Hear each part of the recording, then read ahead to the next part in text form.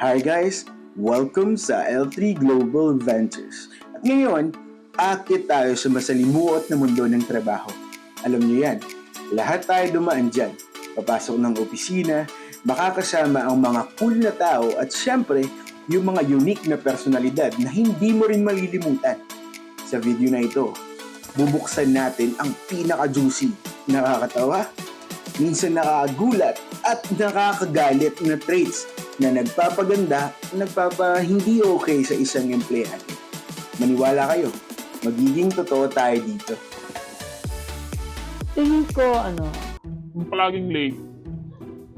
Mga toxic sa akin yan. syempre pangit yun. Coming from me,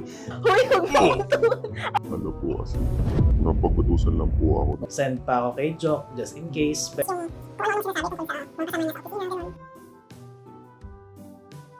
walang disiplina! Poor attendance. Nagbibiro lang ako. Siyempre, as an employee, you should be responsible, di ba? Responsible ka dapat na everyday, on time ka papasok. Coming from me, na-late na ako ng ilang beses, pero yun. Kasi may iniiwasan ding katrabaho.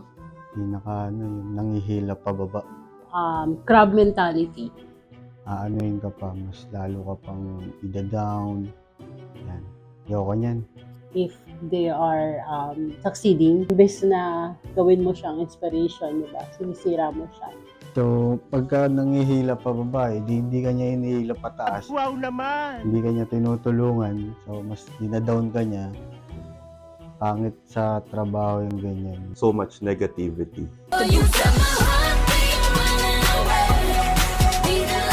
Plus, hindi siya magandang impluensya sa ibang kasamahan sa trabaho. It's true! Overthinker.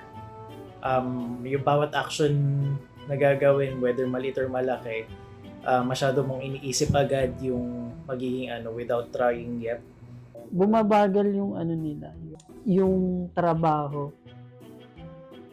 Para sa akin, napaka-importante kasi ng attitude. Siguro yung nagto-talk back sa'yo. Tapos nakikipagsalo mo, ang ganda ng mga sinasabi. Kapag nakatalikod, sinisiraan ka na. Yung pag nambabastos siya ng kasama niya or hindi niya disrespectful. Huwag mong subukan. Masisira ang buhay mo. Gossip, di ba? Yung talking about other people, lalo na yung mga personal life. Kahit ano pa yan, di ba? Of course, sino ba gusto pumasok ng pagchichismisan? Di ba? Coming from the experience. Pero hindi dito Okay, just to make things clear. Good.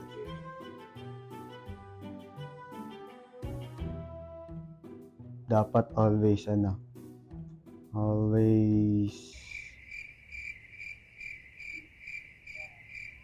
ba? Naiyak na ako. Lahat kasundo mo, tapos hindi kayo yung trabaho pasahan. So, yung good traits para sa akin is yung honest sa'yo. Sa'yo lang magkaroon ng workmate na honest. Siyempre, para magawa mo ng maayos yung trabaho mo, diba? Yun. Wala. Tama ba yung nagsasabi? Hindi ako Make sense ba? Yeah. Isa sa pinakamagandang trait ng isang employee, continuous na pagpasok ng maaga. Best trait, siguro yung katulad sa akin yung being early bird. Best trait. Siyempre para makapag-relax ka pa sa sarili mo and then para makafocus ka dun sa task mo na gagawin sa trabaho.